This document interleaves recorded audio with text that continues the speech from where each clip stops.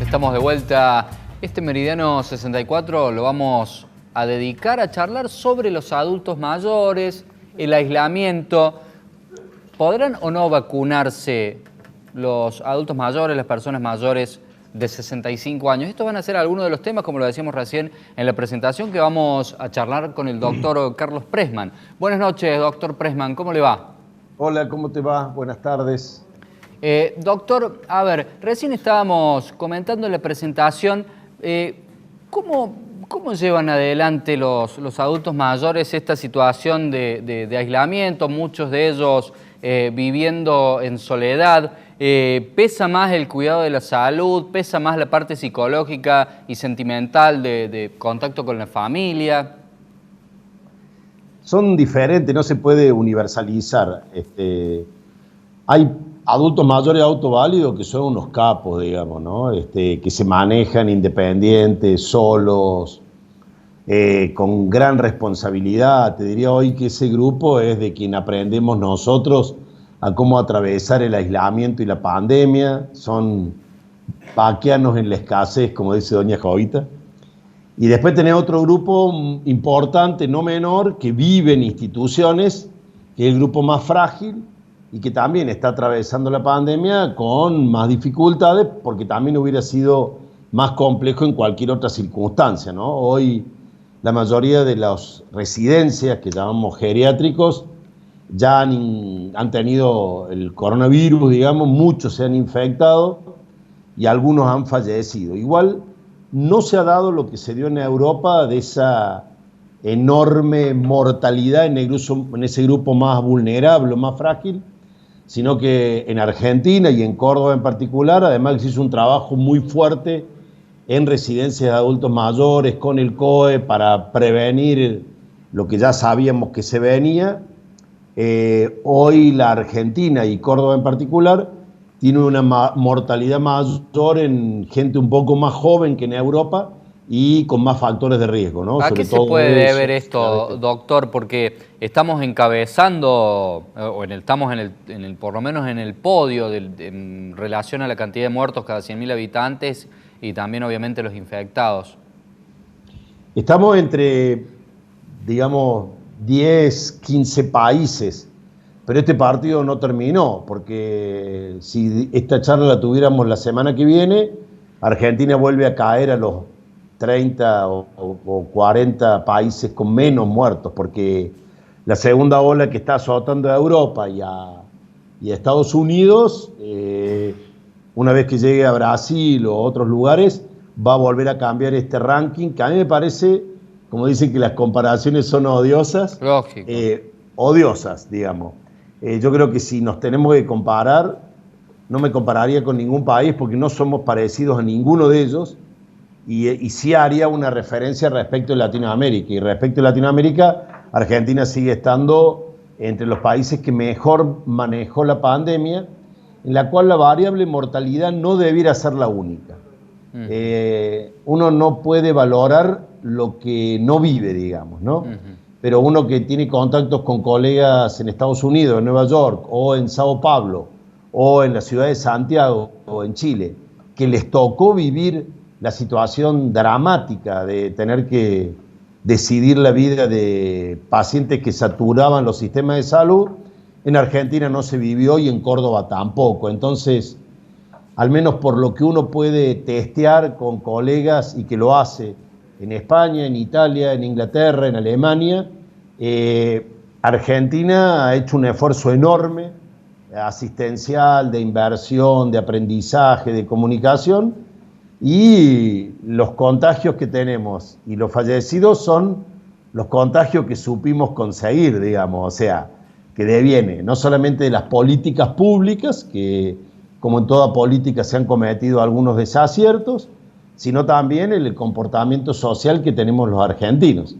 A mí me gusta hacer una referencia, aprovechando la confianza, Gabriel. La mayoría de nuestros inmigrantes son españoles e italianos.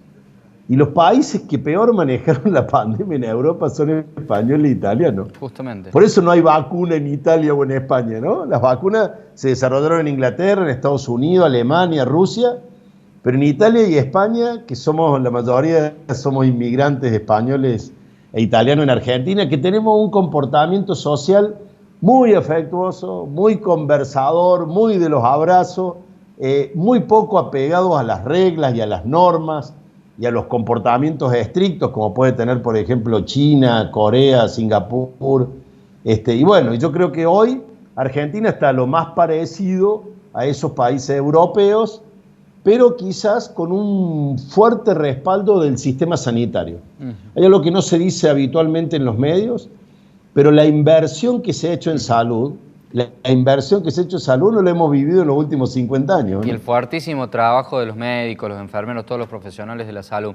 Doctor, hemos escuchado tantas cosas en los medios, que no hay que vacunarse, que la vacuna se testeó solamente en 70 personas, que es todo mentira, que los rusos, que Oxford, que esto, que lo otro. La persona, el adulto mayor que lo esté escuchando y cualquiera que lo esté escuchando, ¿cuál es su consejo? ¿Debe vacunarse o no debe vacunarse? Bien. Vamos a poner la realidad, que siempre es la que más nos enseña, digamos. Yo trabajé durante muchos años en el PAMI y trabajo en mi consultorio. Todos los inviernos era la pelea con los pacientes, vacunarse para la gripe, que son pedacitos de virus muerto, que la vacuna de la gripe no enferma. Y había un grupo, 5, 10, 15, 30% de pacientes que podríamos titular antivacunas que no se vacunaban. ¿Está bien? Con diferentes argumentos, evidentemente no científicos. Este año, con la historia del coronavirus, si la vacuna antigripal sucedía en adultos mayores entre un 50 y un 60%, este año no dudo que llegamos al 95 o 98% de la población con la vacuna antigripal. Con la vacuna anticoronavirus yo creo que no hay que ni discutir este tema. La humanidad ha podido atravesar los procesos infecciosos con la creación de las vacunas. Cuando esté la vacuna en Córdoba, volvamos a tener esta charla. Cuando se vean las enormes colas, entre las cuales seguramente uno va a estar por trabajador de la salud y por edad, hay que vacunarse.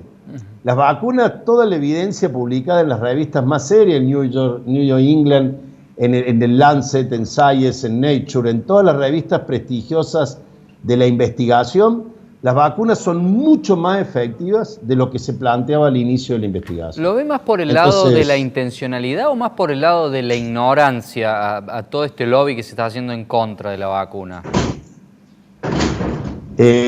Honestamente creo que es la estupidez humana. O sea, nosotros le damos mucho prestigio a la especie humana y somos bastante más pavos de lo que parecemos. Y creo que hay un porcentaje de la población que tiene una cantidad de creencias, las cuales que sí, algunas tienen rédito económico y algunas cosas. No voy a ponerme a charlar acá de la influencia que tienen las redes sociales, en la política, en la economía, en la creación de prejuicios. Y en general el hombre tiene como una resistencia a veces a las cosas nuevas, etc. A mí me parece lo más sano es pararse en lo estrictamente científico, la demostración de que el porcentaje de eficacia de la vacuna ronda entre el 70 y el 95%. Lo más pronto que la tengamos sería deseable que nos vacunemos. Y cuando uno, simplemente con el ejemplo, digamos, cuando veamos que la mayoría de la población se vacuna y la mayoría de la población vuelve a tener una vida sin barbijo, sin distanciamiento, parecida a la que teníamos antes, eso va a generar una corriente en la cual todos nos vamos a vacunar. Doctor, pero vos fíjate, Gabriel. Sí, perdón, discúlpeme. Cuando empezó todo este tema de las vacunas, cada vez más los medios se van como alineando en este discurso que yo te voy diciendo. Doctor, ya no hay tantas voces que digan, no, yo no me vacuno. Sí, es verdad. Para aclararlo, usted dijo que la vacuna tenía una eficacia entre un 75 y un 90%. Quiere decir que de cada 100 personas que se vacunen, ¿solo podrían enfermarse 10? ¿Esto es correcta esta interpretación o cómo hay que interpretar esta cifra? Te pongo el ejemplo de la vacuna antigripal. La vacuna antigripal tiene una eficacia del 60%. O sea, de cada 10, 6 que vos vacunas no van a contraer el virus de la influenza. En esta coronavirus, según la marca y quién la está fabricando, hay una serie de particularidades, pero la gran mayoría de quienes se vacunen no van a contraer el virus, por lo menos por 6 meses, o probablemente un poco más. Igual son 2 dosis, tiene varias características particulares. Yo creo que culturalmente lo que debemos transmitir es que la vacuna es extremadamente eficaz, mucho más eficaz de lo que creíamos en un principio, y que lo que tenemos que tener ahora es paciencia para que nos llegue, en principio en enero. La provincia está trabajando con centros de vacunación, vacunadores, voluntarios de la Facultad de Ciencias Médicas. Está haciendo un laburo enorme para que cuando llegue la mayor cantidad de la población acceda a la vacuna. Doctor, ¿está trabajando, está planificando algo para hacer en el verano con doña Jovita, en alguna plataforma? Cuéntenos un poco de eso. Nos queda un minuto, pero lo vamos a aprovechar en eso. Hicimos 2 streaming, Doctor, sáqueme este bicho, y después fase 2, que fue más que nada un ejercicio de promoción de la salud para contagiar estas ideas que uno hace individualmente y que con la creatividad y el discurso popular que tiene doña Jovita podemos acceder a más gente, y con el recurso del humor que es tan potente. Pero no sabemos qué va a pasar en el verano. Mi objetivo hoy es llegar a la vacuna sin contagiarme. Seguro, seguro. Doc, nos quedan 15 segundos, pero le quiero preguntar, ¿qué le recomienda a la gente? ¿Ir al consultorio de su médico a hacer una consulta normal, o quien pueda hacerlo vía algún soporte digital? 15 segundos. Si es la primera consulta, yo sugiero la consulta presencial, porque hoy todos los consultorios están adaptados al modo coronavirus. Y si es controles, aprovechar la videoconsulta. Bárbaro. Doctor Carlos Pressman, le agradecemos por este contacto con la 10ª temporada de Meridiano 64, y esperamos, obviamente, cuando regresemos a la normalidad, tenerlo aquí en el piso como corresponde. Ojalá, ojalá. Gracias, Gabriel. Es muy amable usted. A usted, doctor.